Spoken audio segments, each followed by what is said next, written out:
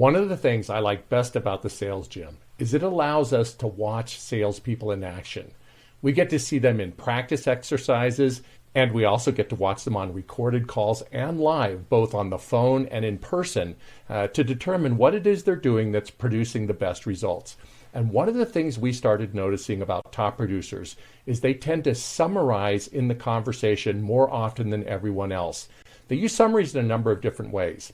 For instance, if a call goes off track, they'll summarize and say something like, "What I'd like to do is take a moment and summarize what we've learned thus far, and then ask you a question on another topic."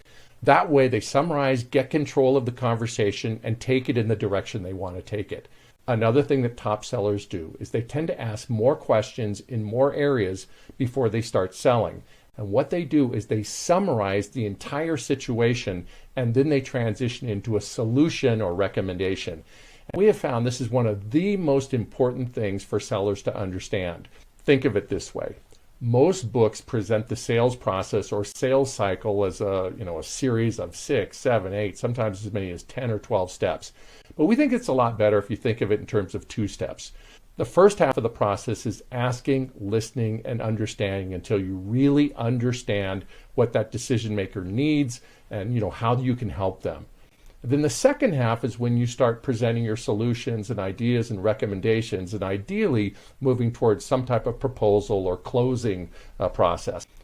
So we think of it those 2 halves. First is learning, second is selling.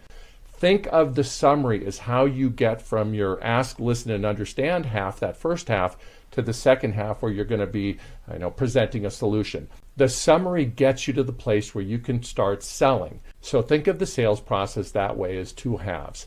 After you've asked a lot of questions and really understand the needs of the people you're talking to, just ask for a pause and simply say something like, what I'd like to do at this moment is just summarize what we've learned and make sure that we're on track and give you an opportunity to add whatever we might have missed and just connect the dots for us in ways that you think we need to understand even more.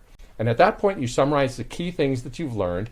And at the end of your summary, you say something like, so what would you add to that to help me to understand your situation even more? And if you ask the question that way, they'll tend to add a little bit more color and connect the dots for you. And then after that, you can start recommending your ideas or reacting to what you've learned. And that gets you into the second half of the sales process. So in summary, think of the sales process as 2 halves.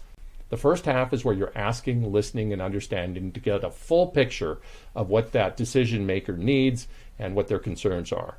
We then use the summary to get us to the second half, which is where we're going to be recommending a solution. So our advice is do what top performers do.